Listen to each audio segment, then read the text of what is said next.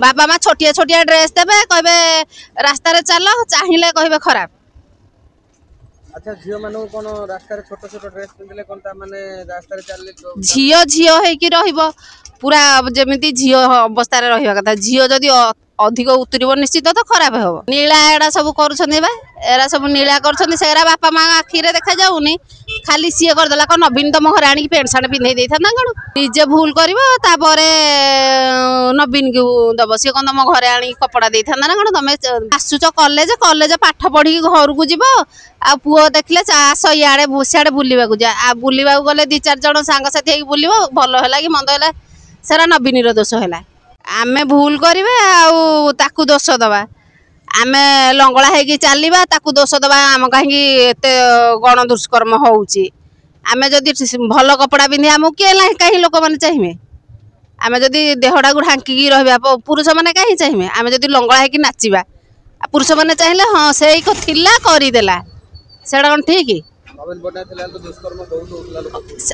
आमर सब झील माने बापा माँ भूल बापा माँ छोटिया छोटिया ड्रेस देवे कहबे रास्ता रे चल चाहिए कहबे खराब। अच्छा झियो मानू कोन रास्ता रे छोट छोट ड्रेस पिंदले कोन ता माने रास्ता रे चलले झियो झियो हेकी रहिबो पूरा जेमिति झियो अवस्था रे रहिबा कथा। झियो जदि अधिक उतरिबो निश्चित तो खराब हो।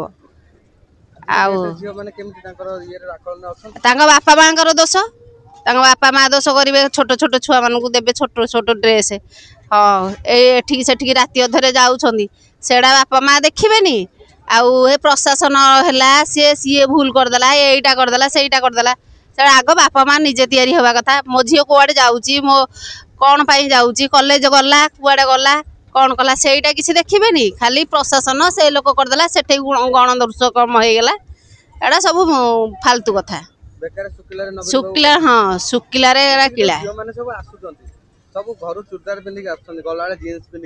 नीला एडा सब करूछन बा एरा सब नीला करछन सेरा बापा माँ आखी रे देखा जाउनी खाली सीए कर देला को नवीन तो मोहर आनी पेंट शर्ट पिंधै देथा ना कोन सी जो बलात्कार दुष्कर्म जो हैला तो सब कहले जे नवीन कर दिथि आ नवीन को बुढ़ाटा आसी तां कर देला से कथा नै तमे निजे निजे भूल करिवो तापरे नवीन को दबो सी कोन तम घरे आनी कपड़ा देथा ना कोन तमे निज घर पिला को जदि तमे निजे दायित्व न रखिबो राति अधरे छाड़िबो आ छोट छोट ड्रेस पिंधिबा को दो आज तो आजिका डेट रे बाहर को झियो माने बाहर ले खराब तापर ए झियो माने ही खराब।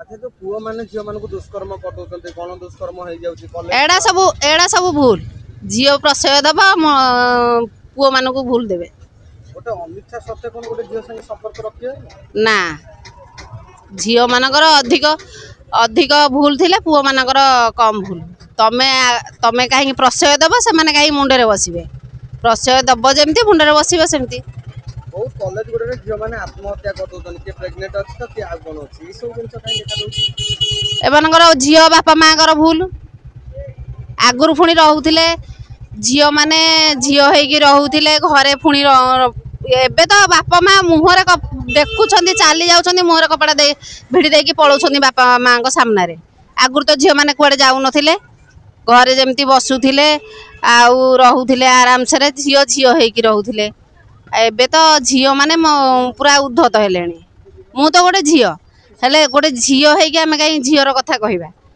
तो बापा माँ तांको प्रशय देले उद्धत हो से माने उद्धत होउछंदी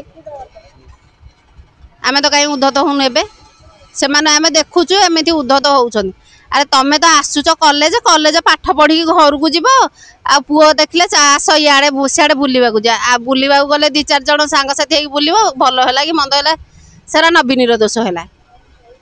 नवीन कौन कहला कर बोली नवीन पटनायक एते काम करी लोक काहे की बुलिले कोन कारण रहले आपन को एरिया काहे बुलिले सेइडा तांको भीतर कोन हेइची पैसा दियानिया हेइछंती से माने कोन करिथिबे से करा नले आमे तो देइछु आमे वोट देइछु तांको। अच्छा अच्छा आपन कोन चाहिबे फोन थरे आसंतु हाँ आमे सदाळ पे दउथुलु आगरे हाथ रे थिलु मो जेजबापा हेका हाथ रे दउथिले आमे एबे नवीन पटनायक दउछु सेतेबेले हाथ रे थिला आउ तापरे एबे समस्त आमे दउछु जो मन नवीन की गाली दउछन ताको कोन कहबे जो माने किछि जानि नाहांती से माने ही गाली दउछनी ଏବେ ଇଏ ଆସିକି କ'ଣ ଆଲୁଅ କରିଦେଇଛି, ସିଏ ଥିଲା କ'ଣ ଅନ୍ଧାର କରିଥିଲା।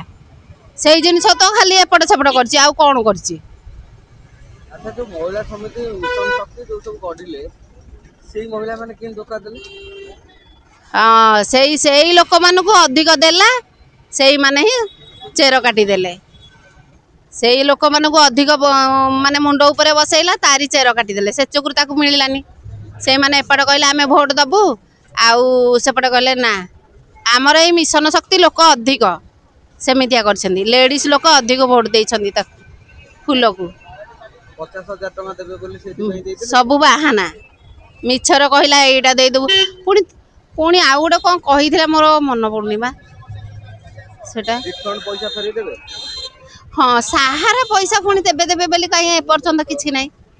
ସାହାରା ପଇସା ଦେବେ, ସରକାର କ'ଣ କହିଥିଲା ସାହାରା ପଇସା ଦେଇଦେବ, କାହିଁ ସାହାରା ପଇସା ଏପର୍ଯ୍ୟନ୍ତ ଆସୁନାହିଁ।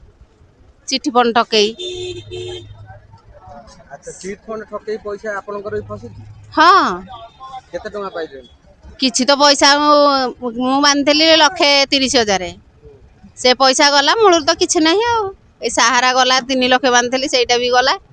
ଏରା ସବୁ ଚିଠି ଫଣ୍ଡ ଠକେଇ ଆଉ। ଆଚ୍ଛା, ସେ ବା ସରକାର ନୂଆ ସରକାର ବା ଆଇଲେ ଫେରିଥାନ୍ତେ, କୁଆଡ଼େ ଆପଣ ପାଇଥାନ୍ତେ? କାଇଁ ମ ମିଛରେ ଖାଲି। ଆପଣ ପାଇଲେନି ଆଉ? ନାଇଁ, ଏପର୍ଯ୍ୟନ୍ତ ଖାଲି ଯା ସେଠିକି ଯା, ଏଠିକି ଯା, ସେଠି 200 ଟଙ୍କା ଦେ, ଏଠି 200 ଟଙ୍କା ଦେ। ନୂଆ ସରକାର କ'ଣ ପାଇଛନ୍ତି ଆପଣ? କିଛି ନାହିଁ, କିଛି ପାଇନାହାନ୍ତି? ଖାଲି ଏଇ ସୁଭଦ୍ରା ଟଙ୍କା ଏପଟେ ଦେଇଛି, ସେପଟେ ନେଇଯାଉଛି। ନାରୀଙ୍କ ଦେହ ଉପରେ ନେଇକି କହିଲେ, ରାଣୀ ପଣ୍ଡା ତ ସେ ଗୋଟେ ଦେହ ଦେଖେଇକି ଆସିଥିଲେ। ହଁ, ସେ ସଚୋଟ ଥିଲେ। ସିଏ ହିଁ ଝାନ୍ସୀ ବାଇ ରାଣୀ ଥିଲା।